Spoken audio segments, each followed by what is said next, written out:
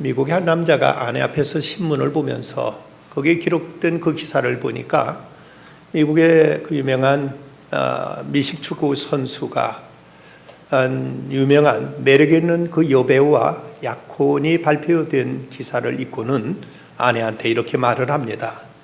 덩치만 크고 머릿속에는 아무것도 든 것이 없는 이런 친구들이 어떻게 이렇게 매력 있고 멋있는 여자들을 배우자로 하는지 도통 모르겠단 말이야 하고 이렇게 불평 섞인 듯이 말을 합니다. 그냥 아내가 그 말을 듣니 빙그레 남편을 보고 웃으면서 하는 말이 여보 그렇게 말해주니까 고마워요 라고 말합니다. 졸제 이 남자는 머리가 멍청한 이런 남자가 돼버렸고 아내는 멋있고 매력 있는 여자가 돼버리고 말았습니다. 근데 실제로 미국의 그 스포츠 스타들은 대체로 그 세계적 미녀들과 결혼하는 모습을 우리가 쉽게 보도를 통해서 볼 수가 있습니다. 런던 대학교 사회학 교수인 캐서린 하킴이 쓴 매력 자본이라는 책이 있습니다. 이 책에서 그녀는 21세기는 매력 자본의 시대다. 그래서 어떤 스펙이나 인맥보다도 더 중요한 것은 매력 자본이다. 그래서 어떤 학원 같은 데 다니며 실력을 키우고 공부하는 것보다 차라리 그 돈으로 멋있는 고급 양복, 고급 의복을 사입는 것, 이것이 오히려 자신을 위해 더 낫다고 이런 주장을 하고 있습니다. 그녀의 연구에 따르면 보통 사람들이 100만 원을 받는다면 몸이 뚱뚱한 사람은 86만 원 정도밖에 받지 못한다. 그리고 북미 지역에서는 매력적인 남성은 14 내지 28%나 그 수입이 더 높다. 여자는 매력 있는 여성이 12 내지 20%를 더 번다면서 그 매력에 따라서 연봉이 달라지고 매력적인 사람의 취직률은 그렇지 않은 사람보다 10%가 취직률이 더 높다고 이렇게 주장하고 있습니다. 관리자로 위치해 있는 사람 3,000명을 대상으로 조사했더니 응답자 가운데 43%가 그 자기 직원들의 옷차림 때문에 그 사람을 승진이나 연봉 인상 대상에서 제외한 적이 있다고 이렇게 실토했다고 또 말하고 있습니다. 그런데 그가 얘기하는 이 매력이라는 것은 단순히 생긴 얼굴이나 그리고 잘 입는 옷차림만이 아니라 유머, 예의범절, 미소, 건강한 활동력, 춤 실력 등 이런 것들이 다 포함된다고 이 캐서린 하킴은 이렇게 주장하고 있습니다. 이처럼 사람이 그가 어떤 매력을 사람들에게 끼치느냐에 따라서 다른 사람부터 받는 어떤 그 호감이라든지 다른 사람을 받는 이런 영향력이 크게 좌우된다고 그는 이렇게 주장하고 있습니다. 그렇다면 오늘날 이 시대 속의 그리스도인들은 세상 사람들에게 과연 어떻게 비춰지고 있고 우리들의 신앙의 모습은 과연 세상 사람들에게 얼마나 호감 있게 다가가고 있는지 우리 자신을 살필 필요가 있습니다. 레이 스테드먼은 말하기를 왜 세상은 우리가 말하는 바를 믿지 않는가 하고 질문해 놓고 여기에 대한 대답하기를 너무나 많은 그리스도인들이 저들이 믿는 바대로 행동하지 않기 때문이다. 그래서 그 믿음이 매력을 잃어버렸다고 이렇게 그는 지적하고 있습니다. 성서 주석가인 바클레이는 말하기를 이 은혜라는 말은 곧 매력이라는 말로 표현할 수 있다고 이렇게 얘기합니다. 사실 은혜를 받게 되면 그 사람은 매력 있는 삶으로 바뀌어지는 것은 사실입니다. 물론 외모에 있어서도 그 모습이 달라지겠지만 그 마음가짐이 달라지는 것은 두말할 나위가 없습니다. 그래서 이 은혜라는 말은 아름답다는 뜻도 되고 또 하나 용서라는 의미도 여기에 포함되고 있습니다. 여러분 사도행전 7장에 보면은 스데반이 순교하는 장면이 나옵니다. 그는 원수들의 둘러싸여서 돌에 맞아서 죽어가는 그런 순간에도 그 얼굴은 천사의 얼굴처럼 밝았다고 성경 기록하고 있습니다. 그래서 성서학자는 사울이 변화돼서 바울이 된 그 과정에는 물론 다메섹 도상에서 예수를 만남으로 결정적으로 바뀌어지지만 이미 스데반의 순교하는 그 장면을 보고 그런 거 큰 충격을 받았고 거기에 대해서 애써서 자기의 그 신념을 굽히지 않으려고 더 광분하며 믿는 사람을 잡아 가두고 죽이려고 다메섹까지 가다가 그때 그는 예수님 만남을 완전히 꼬꾸라지고 말았다고 성서 학자들은 이렇게 얘기하고 있습니다. 그렇다면 오늘날 이 시대 교회가 세상으로부터 욕먹고 믿는 사람들이 사람들로부터 비난의 표적이 되고 있다면, 그리고 사람들이 교회를 떠나고 있다면 어쩌면 우리가 사람들 앞에 매력 있는 그리스도인 모습을 보여주지 못하고 있기 때문은 아닌가, 우리 스스로를 자상할 필요가 있습니다. 하버드 대학교 생물학자인 에드워드 윌슨 박사는 개미 언덕이라는 책을 통해서 이런 재미있는 사실을 그는 소개하고 있습니다. 개미 굴 속에서 개미 한 마리가 죽었을 때 다른 개미들은 그 개미가 죽은 걸 전혀 눈치채지 못하고 그냥 그 부지런히 옆을 지나다닌다고 합니다.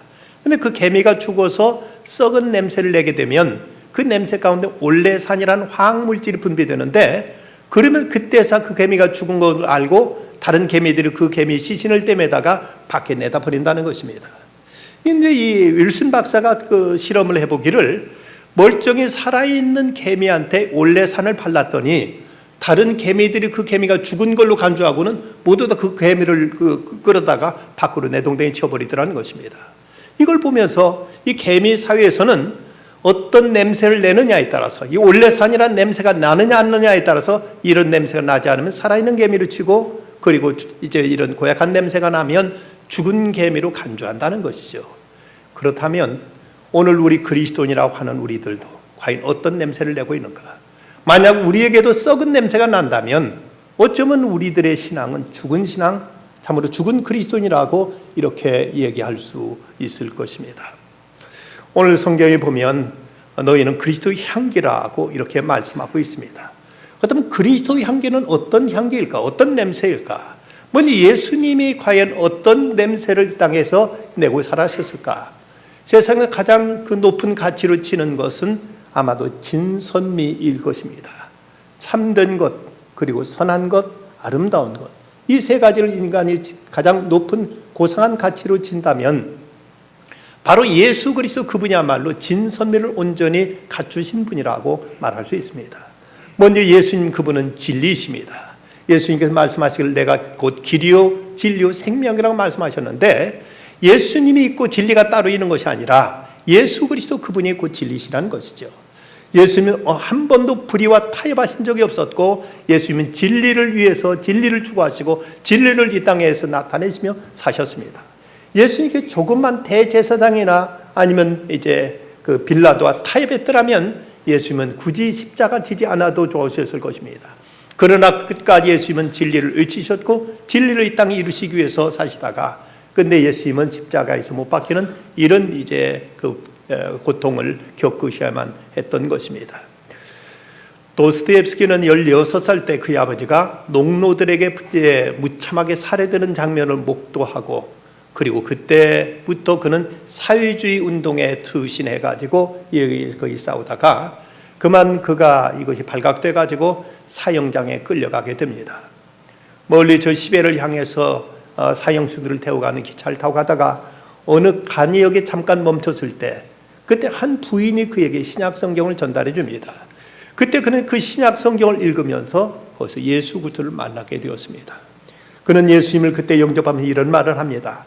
나는 예수 그리스도가 없는 인간의 삶은 상상할 수조차 없다. 아무리 훌륭한 진리와 부귀가 있더라도 그것은 이 신앙에 위배된다면 나는 그리스도의 편에 설 것이다. 누가 내게 그리스도는 진리가 아니라고 증명한다 하더라도 나는 그리스도와 함께 있고 싶다. 예수 그리스도가 진리의 저 건너편에 있다 할지라도 나는 세상이 말하는 진리를 택하기보다는 예수 그리스도를 택하겠다고 그는 이렇게 고백합니다. 사형장에 끌려나가서 이제 총사령을 당하기 직전 그는 기적적으로 황제의 사면령을 받고 거기서 살아난 다음 그는 하나님을 깊이 깨닫고 예수 그리스도를 믿고 나서 그는 세계적인 위대한 소설가로 이렇게 그는 거듭나게 되었습니다. 도스토옙스키에 있어서 그는 세상의 진정한 진리는 예수 그리스도밖에 없다 하는 사실을 처절히 깨닫고, 세상에서 말하는 진리 그 근처 피 안에 그리스도가 있을지라도 나는 예수 편에 서겠다고 그는 이런 귀한 신앙 고백을 남겼던 것입니다. 그런가 하면 예수 그리스도는 선 그 자체이셨습니다. 예수님은 당신을 십자가에 못 박는 그 원수들을 향해서 아버지여 저희 죄를 사하여 주시옵소서, 저들이 자기가 하는 것을 알지 못하기 때문입니다 하면서 원수를 위해서 기도하실 만큼 예수님은 선이셨습니다. 가늠하다 잡혀온 여인을 보고 이제 사람들이 그를 돌로 치라고 자꾸 채근할 그때에도 너희 중에 누구든지 죄가 없는 자가 돌로 치라고 말씀하시면서 여인아 나도 너를 정죄하지 아니하노니 다시는 가서 죄를 범하지 말라고 그 여인을 용납하시고 품어주시는 모습을 보여주고 있습니다. 프랑스의 훌륭한 설교관 오베르랑 목사가 그가 젊었을 때 눈 덮인 알프스 산을 등반하다가 그만 추락해가지고 계곡에 떨어지고 말았습니다. 그는 그 정신을 잃고 말았는데 문득 그가 눈을 뜨고 보니까 웬 농가의 집에 자기가 누워 있는 것이었습니다. 그 농부가 그것을 발견하고 그를 데려다가 자기 집에 정성껏 간호를 해주고 있었던 것입니다. 이 오베르랑이 그가 그 정신을 잃었던 데서 깨어나 가지고 자기를 구해준 사람한테 말하기를 당신 이름이 뭡니까? 그리고 지금 이곳이 어디입니까? 제가 깨어나서 이제 반드시 당신의 이 은혜를 갚겠습니다. 제발 이름을 좀 말해 주십시오라고 이렇게 그에게 말합니다. 그러자 그 농부가 빙긋이 웃으면서 하는 말이 내 이 질문에 대답한다면 나도 내 이름을 말해 주겠습니다. 성경에 기록된 예수님이 말씀하신 착한 사마리아인의 이름을 알고 계십니까? 그 사람의 이름을 나한테 알려준다면 나도 내 이름을 알려드리지요. 성경에는 선한 사마리안이라고만 되어 있을 뿐 전혀 그 이름이 기록되어 있지는 않습니다. 이제 이 농부는 말없이 선을 행했던 성경의 그 사마리아인처럼 자기도 자기가 행한 이것을 좀 더 드러내거나 자랑하거나 이것을 보상받지 않으려고 생각지 않고 그저 절대적인 그 친절과 사랑을 이렇게 베풀었던 것입니다. 예수님 또한 아름다움 그 자체이셨습니다. 예수님이 용모가 그렇게 탁월하게 아름답거나 미남으로 생겼다는 것은 아닙니다. 이사야서 53장 2절에 보면 예수님에 대한 그 표현, 메시아에 대한 표현 가운데 고운 모양도 없고 풍채도 없은즉 우리 보기에 흠모할 만한 아름다운 것이 없다고 이렇게 기록하고 있습니다. 그럼에도 불구하고 예수님이 이 땅에 계실 때 허다한 무리가 예수님을 따르면서 예수님을 흠모하고 예수님께 그 사랑과 믿음을 고백했던 것을 볼 수가 있습니다. 예수님 물론 놀라운 능력을 행하신 것도 사실이지만 예수님께는 다른 사람들이 범접할 수 없는 그런 고매함이 있었고 예수님께는 그 따뜻함과 그리고 그에게 품어나온 인격적인 그런 아름다운 모습이 있었기 때문에 사람들이 예수님을 그토록 흠모했고 예수님을 따르면서 허다한 무리가 예수님을 쫓게 되는 이런 이제 결과가 나타날 수 있었던 것입니다. 그렇다면 우리는 그리스도의 향기라고 할 때 우리는 그리스도의 향기를 누구에게 어떻게 발해야 되겠는가? 첫 번째 대상은 물론 하나님 앞에서 우리는 향기가 되어야 될 것입니다. 오늘 말씀 15절 말씀 우리는 구원받는 자들에게나 망하는 자들에게나 하나님 앞에서 그리스도의 향기니 우리가 하나님 앞에서 그리스도의 향기라고 성경 말씀합니다. 그렇다면 하나님 앞에 우리가 어떤 향기를 발할 수 있을까? 그 첫째는 기도의 향기입니다. 요한계시록 5장 8절 말씀 보면 그 두루마리를 취하심에 네 생물과 24장로들이 그 어린 양 앞에 엎드려 각각 검은 고와 향이 가득한 금대접을 가졌으니 이 향은 성도들의 기도들이라. 이 향은 성도들의 기도들이라고 말씀하고 있습니다. 출애굽기에도 보면 성막의 분향단에서 아침마다 이제 향을 사르라는 말씀이 나와 있는데 출애굽기 30장 7절로 8절 말씀 아론이 아침마다 그 위에 향기로운 향을 사르되 등불을 손질할 때 살을 찌며 또 저녁 때 등불을 켤 때 살을 찌니 이 향은 너희가 대대로 여호와 앞에 끊지 못할지며. 우리 동문교회에서는 일주일 내내 하루도 쉬지 않고 새벽 기도회가 있습니다. 어쩌면 교역자나 교직원들을 하루쯤 쉬게 하기 위해서 교회들은 토요일 날이나 아니면 월요일 날 등 새벽 기도가 없는 날이 있는데 우리 교회에서 하루도 새벽 기도를 빼지 않는 이유에는 이건 하나님 앞에 드리는 향기로운 향기가 되기 때문에 날마다 하나님 앞에 이 향기를 우리가 바치는 것이 우리가 해야 될 도리가 아니냐 하는 생각 때문에 우리 교회에서는 하루도 새벽 기도가 쉬는 날이 없습니다. 어쩌면 우리는 평생 주님 앞에 이 향기를 살라 올려드려야 될 이런 책임이 우리에게 있습니다. 주일날 같은 경우는 오후 이제 낮에 예배 어차피 나올 테기 때문에 새벽에는 나오지 않는 분들이 많이 있습니다. 그래도 몇몇 분들은 꼭 주일날 새벽에도 빠지지 않고 나오셔서 하나의 배희 아름다운 향기를 살라 올려 바치는 분들이 있는 걸 보면 교회가 해야 될 가장 귀한 사명 중에 하나가 바로 하나님께 기도의 향연을 올려드리는 것, 이것이 교회의 하나님 앞에서 사명이기에 이제 이를 우리는 신실하게 또 감당해야 될 책임이 우리에게 있는 것입니다. 또 하나 이 하나님께 드려야 될 향기가 있다면 이건 헌신의 향기라고 할 수 있습니다.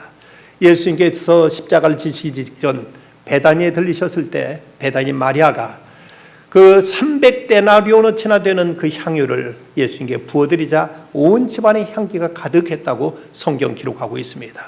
그건 곧 주님을 사랑하여 자신의 모든 걸 드렸던 한 여인의 헌신의 향기가 되었던 것입니다.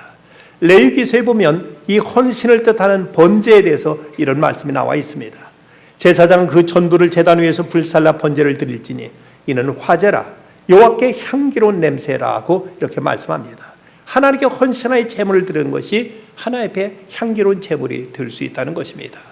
사도 바울은 빌립보 교회가 에바브로디도를 통해서 그에게 선교 헌금을 보내온 것에 대해서 그토록 고마워하면서 빌립보서 4장 18절에 이렇게 그가 편지를 보내고 있습니다.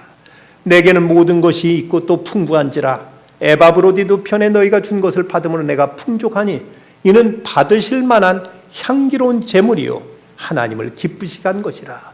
이는 받으실 만한 제물이요 향기로운 제물이요 하나님을 기쁘시게 한 것이라. 빌립보 교회가 바울의 선교 사역을 위해서 함께 협력하고 동참하고 이를 위해 후원한 것에 대해서 바울은 이토록 향기로운 제물이라고 이렇게 말하면서 이를 그토록 고마워하고 있는 것입니다. 이것이 우리가 하나님 앞에 드려야 될 향기가 바로 기도의 향기, 헌신의 향기가 있습니다. 그렇다면 우리가 교회 안에서 성도 안에 어떤 향기를 발해야 될 것인가? 이건 아름다운 교제의 향기라고 말할 수 있을 것입니다. 오늘 구약의 말씀 시편 133편 1절 말씀, 형제가 연합하여 동감이 어찌 그리 선하고 아름다운 거. 이 말씀을 한신대학교 김희곤 구약학 교수는 이렇게 번역하고 있습니다. 어찌 그리도 멋이 있을까? 어찌 그리도 매력이 있을까? 이웃들이 막힘 담 없이 연합하고 스스럼 없이 한데 어울려 사는 그 일이. 세상의 사람들은 자기 부류끼리 어울리지만 교회 안에서는 어떤 계층도 어떤 재산이 많고 적음도 지식이 높고 낮음도 관계없이 모든 사람이 함께 한 공동체로서 사귀고 있는 모습에 대해서 성경은 어찌 이렇게 선하고 아름다우냐고 이렇게 감탄을 하고 있습니다. 예수님께서 바로 세상의 모든 막힌 담을 헐어버리시고 우리 모두로 한 그리스도 안에 한 공동체로 같은 형제로 같은 지체로 이렇게 사귈 수 있게 해주신 것, 이것이 성도들이 교회 안에서 서로 나눌 수 있는 아름다운 향기가 된다고 말씀하고 있는 것입니다. 미국의 연방 대법원의 주임 판사를 지낸 찰스 휴 박사가 그의 자서전에 이런 얘기를 소개하고 있습니다. 그가 대통령으로부터 연방 대법원 판사직을 임명받고 그는 지방에서 워싱턴으로 옮겨오게 됩니다. 그러면서 그가 다니던 교회에서도 임명증서를 떼다가 워싱턴에 있는 워싱턴 침례교회에 그가 등록을 하게 되었습니다. 근데 그가 그 교회에 등록하고 2달쯤 지났을 때 그때 그 교회에 등록했던 5사람이 예배 시간에 교인들 앞에 나와서 이제 인사하고 자신들을 소개하는 시간이 있었습니다.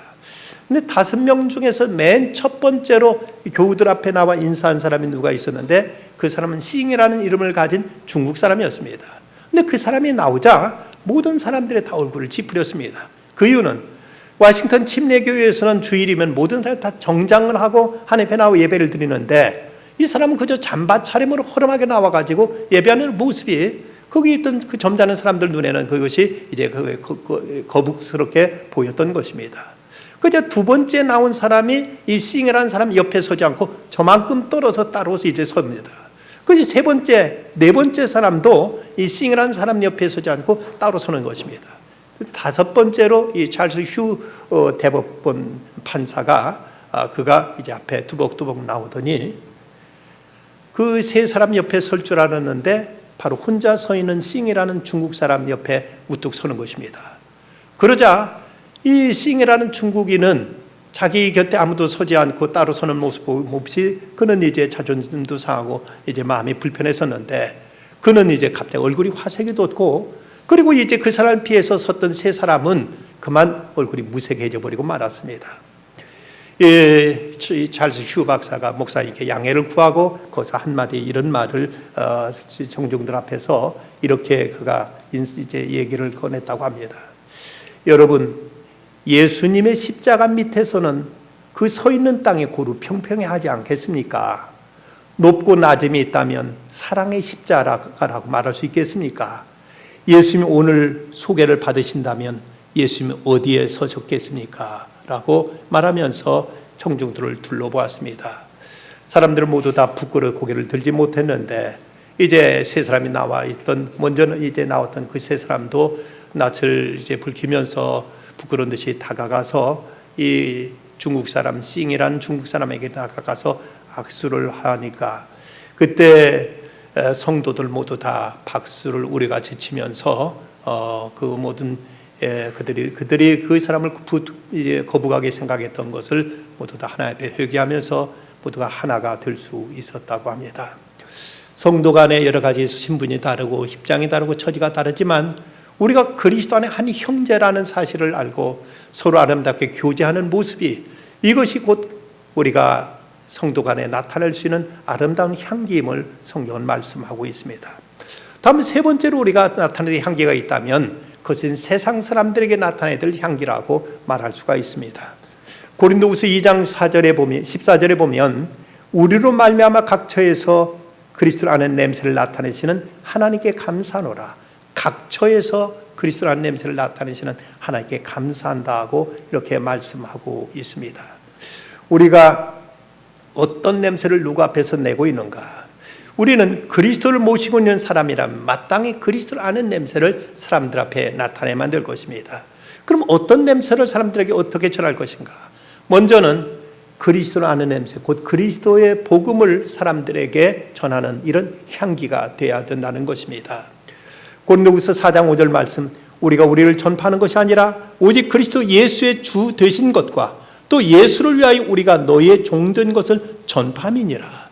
우리는 사람들에게 우리 자신을 드러내 자신을 사람들에게 알리는 것이 아니라 바로 그리스도가 우리의 주 되신 사실, 그리스도가 우리의 구세주 되신 사실을 사람들에게 전하고 이걸 드러내야 될 이런 책임이 우리에게 있다는 사실을 우리는 잊지 말아야 될 것입니다. 어느 교회 앞에 조그만 과일 가게가 하나 있었는데 그 과일 가게 주인 되는 여자 그 아주머니한테 교인들이 수시로 찾아가서 그렇게 교회 나오도록 권해도 이 사람은 끄떡도 하지 않았습니다. 그런데 어느 주일날 이 과일 가게 여자 주인이 아주 정장 차림을 하고 교회에 출석한 것입니다. 사람들이 깜짝 놀라서 아니 어떻게 그렇게 교회 나오라고 이제 권했어도 나오지 않다가 이렇게 오늘은 이렇게 옷차림도 단정히 하고 교회 다 나오셨습니까? 하고 물었더니 이분이 이런 말을 하더라는 것입니다. 일주일에 3번씩 가게에 들리는 한 신사분이 있었어요. 그분은 항상 못생기고 덜 싱싱한 사과를 사갔지요. 너무 미안해서 사과를 몇 개 더 주었더니 손살에 치며 거절했어요. 지금 당장 먹을 것이기 때문에 좀 썩은 것도 괜찮다는 겁니다. 그 대신 남들에게 싱싱한 사과를 팔라고 했어요. 저는 그때부터 그분에게 대한 존경심을 갖게 됐습니다. 그런데 어느 날 그분이 제게 예수를 믿으라고 권하잖아요. 그분이 믿는 하나님을 나도 믿기 위해서 두말 없이 따라 나왔지요 라고 대답하더랍니다. 그리스도를 전한 한 남자, 한 신사의 이 친절이 그녀를 복음으로 이끌었고 주님의 구원의 생명으로 인도했던 것입니다. 또한 우리가 세상 사람들에게 전해야 될 또 하나의 향기가 있다면 이것은 친절과 그리고 선행이라고 말할 수가 있습니다. 베드로전서 2장 12절 말씀, 너희가 이방인 중에서 행실을 선하게 가져 너희를 악행한다고 비방하는 자들로 하여금 너희의 선한 일을 보고 오시는 날에 하나님께 영광을 돌리게 하려 함이라고 말씀하십니다. 성경에 보면 선이라는 말을 나타내는 헬라어의 표현 가운데는 두 가지 단어가 있습니다. 하나는 아가소스라는 단어이고 하나는 칼로스라는 단어인데, 아가소스라는 단어는 단지 어떤 도덕적인 선을 말한다면 칼로스라는 이 선은 이건 사랑스럽다는 이런 뜻으로서 도덕적이기보다는 아름답고 매력적인 선을 이제 의미하는 말입니다. 어쩌면 우리 성도들은 사람들에게 친절과 선행을 통해서 세상 사람들에게는 매력적인 모습으로 우리가 선을 행해야 될 이런 책임이 있습니다. 예수님은 이같이 너희 빛이 사람 앞에 비치게 하여 그들로 너희 착한 행실을 보고 하늘에 계신 너희 아버지께 영광을 돌리게 하라고 제자들에게 이렇게 당부하셨습니다. 캘리포니아주에는 산 마테오라는 조그만 도시가 있다고 합니다. 근데 그 도시에 사는 메리 셰퍼드라는 평범한 가정주부가 있었는데 그녀가 1992년 12월 18일 날 이제 숨을 거뒀습니다. 그랬더니 시 전체가 그날이 마치 공휴일처럼 시인이 살고 있는 모든 사람들이 다 몰려와서 그녀의 죽음을 애도하고 슬퍼하면서 그녀의 장례식에 참여했다는 것입니다. 왜 그랬을까? 이 사람이 뭐 대단한 부자도 아니었고 저명 인사도 아니었는데 이 사람은 단지 주변에 있는 사람들 하나둘 자기 집으로 초대해서는 같이 대화를 하고 차를 나누면서 그 사람의 이름을 적어서 벽에 기록해 놓고는 그 사람들 위해서 하루도 빠지 않고 위해서 기도를 해 주었다고 합니다. 그러다 보니까 그 시 전체가 하나의 어떤 따뜻한 사랑의 공동체로 변화되면서 이제 시가 하나의 아름다운 이제 지역 공동체로서 유기적인 이런 아름다운 교제가 이루어지게 되면서 이 여인이 했던 그 사소한 일이지만 그것이 사람들에게 알려져서 그를 통해 시 그 분위기가 그토록 이제 아름답고 서로 상호 협력하는 이런 좋은 이제 그 도시 분위기를 이루어서 이제 그녀가 죽었을 때 시에 살고 있는 모든 사람들이 찾아와 애도할 만큼 이렇게 유명 인사가 될 수 있었다는 것이죠. 우리가 사람들에게 어떤 할 수 있는 것은 크고 대단한 일만이 아니라 작고 사소한 일일지라도 우리가 진실한 사랑으로 저들에게 다가가기만 할 수 있다면 얼마든지 사람들에게 선한 영향력을 우리도 끼칠 수 있게 될 것입니다. 그렇다면 우리가 어떻게 이런 향기를 발할 수 있는가? 곧 그것은 그리스도와의 깊은 교제를 통해서만 이것은 가능한 것입니다.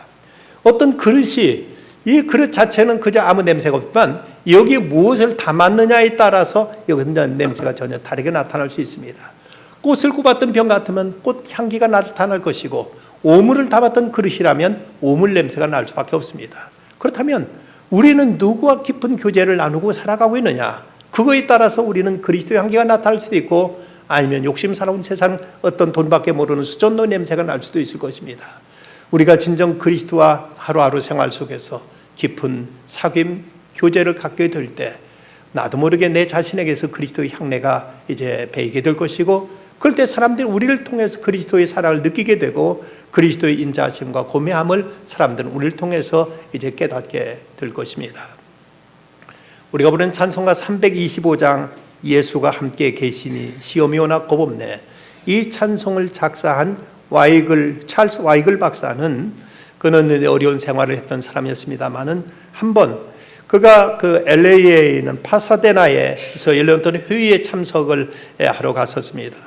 회의에 참석했다가 그 시간이 나서 잠깐 그 짬을 내 가지고 주변에 있는 장미식물원을 방문하고 그리고 돌아왔는데 호텔 로비에서 거기서 있던 이제 그 직원이 이 박사를 이제 맞이하면서 하는 말이 박사님 옷에서 나는 냄새를 보니까 박사님 어디 다녀오셨는지 알겠군요.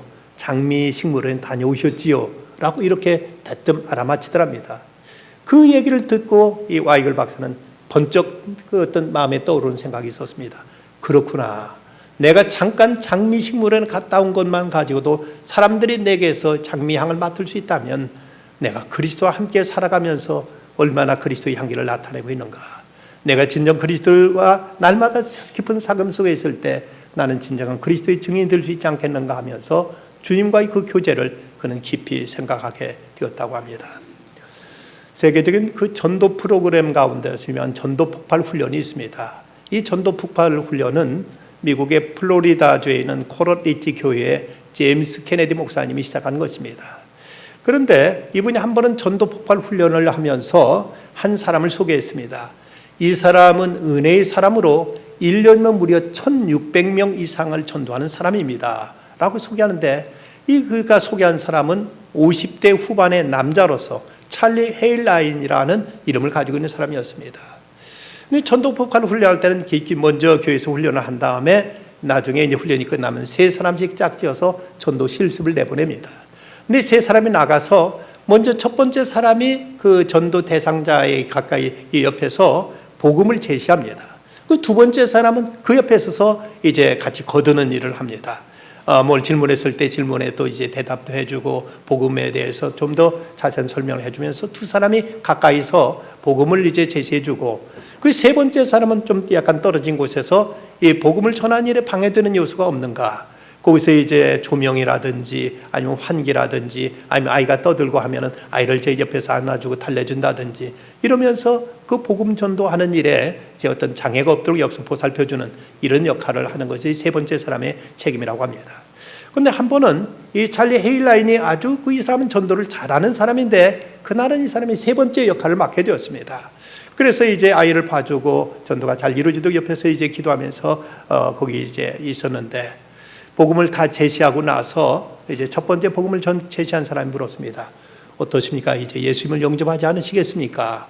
라고 물었더니 그 복음을 받은 그 사람이 하는 말이 만약 저도 예수 믿으면 저분처럼 저렇게 평안하고 온화한 모습이 될 수 있다면 저도 예수를 믿고 싶습니다. 라고 말하면서 이 세 번째 역할을 한 그 사람을 향해서 이제 가르치더라는 것입니다.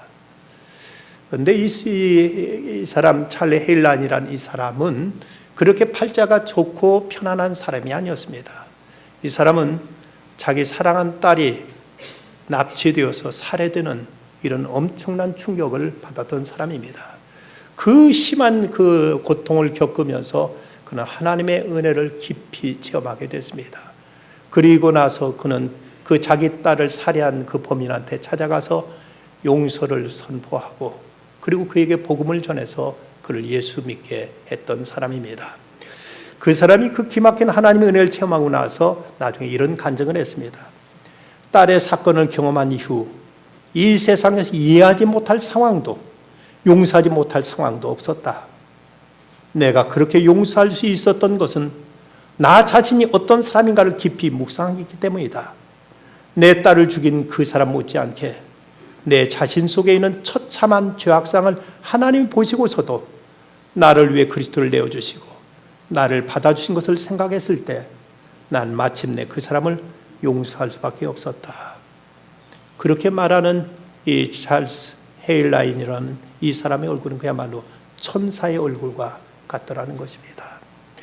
우리가 그저 형편이 좋고 사정이 좋아서 편안할 수 있다면 이것은 잠시 잠깐 이제 나타날 수 있는 것이겠지만 진정 주님의 그 깊은 은혜를 체험하고 깨닫게 될 때 세상에 알지 못하는 세상에 줄 수 없는 진정한 평안과 그리고 따뜻한 이제 사랑이 우리 안에 묻어나게 될 것입니다. 미국 남북전쟁 때 프레드릭스버그 대전투에서 수많은 부상자들을 중간에 들고 쌍방이 대치하고 있었습니다. 그때 한 북군 병사가 물통을 들고 갑자기 저 가운데 이제 쓰러져 있는 병사들 사이로 뛰쳐 나갔습니다. 그저 남군 쪽에서 총알이 막 쏟아지는데도 그는 그럼에도 이제 그 전쟁 때 쓰러져 있는 그 부상병들이 있는 곳에 가서 남군 북군 가리지 않고 그 병사들한테 물을 먹이는 것이었습니다. 그 모습을 보고 남군 쪽에서 총을 쏘는 것을 멈추고 나서 남군 장교 한 사람이 그에게 이렇게 큰 목소리로 물었다고 합니다. What is your name? 당신 이름이 뭐요? 하고 묻자 이 사람이 대답한 말은 My name is Christian. 나는 그리스도인이다 하는 이 대답을 했다는 것입니다. 그에게 이 크리스천이라는 이름은 목숨을 건 이름이었습니다. 이런 전쟁의 그 불더미 속에서도 그리스도인으로서 내가 뭘 해야 될 것인가를 생각하고 자기 목숨 아까이 하지 아니하고 달려나가서 부상병들에게 물을 마시게 했던 그 사람이야말로 진정한 크리스찬이고 어쩌면 이 시대 그리스도인의 그 이미지가 세상의 땅에 떨어진 것은 우리가 참된 이런 사랑을 나타내지 못하고 이런 모습을 보이지 못하고 있기 때문이 아닌가 생각하게 됩니다. 이런 말이 있지요. 아름다운 얼굴은 추천장이요 아름다운 마음은 신용장이고 아름다운 미소는 향기라는 이런 말이 있습니다. 오늘 성경은 너희는 그리스도의 향기라고 오늘 우리에게 말씀하십니다. 우리는 우리의 삶을 통해서 그리스도의 복음을 전할 수 있어야 되겠고 그리고 그리스도의 사랑을 우리는 증거할 수 있어야 되겠습니다. 이를 위해서 오직 진리로 이 땅에 오신 그리스도 그리고 참된 선하심과 아름다움을 드러내시던 예수 그리스도를 우리가 날마다 모시고 그분과 교제하며 살아가는 중에 하나님께는 영광 그리고 사람들에게는 아름다운 향기를 바라며 살아가는 우리들의 삶이 되어야 되겠습니다. 기도하십시다. 걸어가신 아버지 하나님, 믿는다고 하는 저희들의 덕스럽지 못한 일 때문에 하나님의 영광이 가려지고 교회가 세상에 비난의 표적이 되는 이 시대 속에서 주님은 다시 저에게 너희는 그리스도의 향기라고 말씀하십니다. 아버지 하나님, 날마다 주님과 깊은 교제 안에 살아가게 하시옵소서. 그래 진정 저희가 그리스도를 품고 그 사랑을 저희들이 드러내며 그리스도를 전하며 증거하기에 부족함이 없는 사람들 되도록 성령님이여 저희를 새롭게 하여 주시옵소서. 예수 그리스도의 이름으로 기도드리옵나이다. 아멘.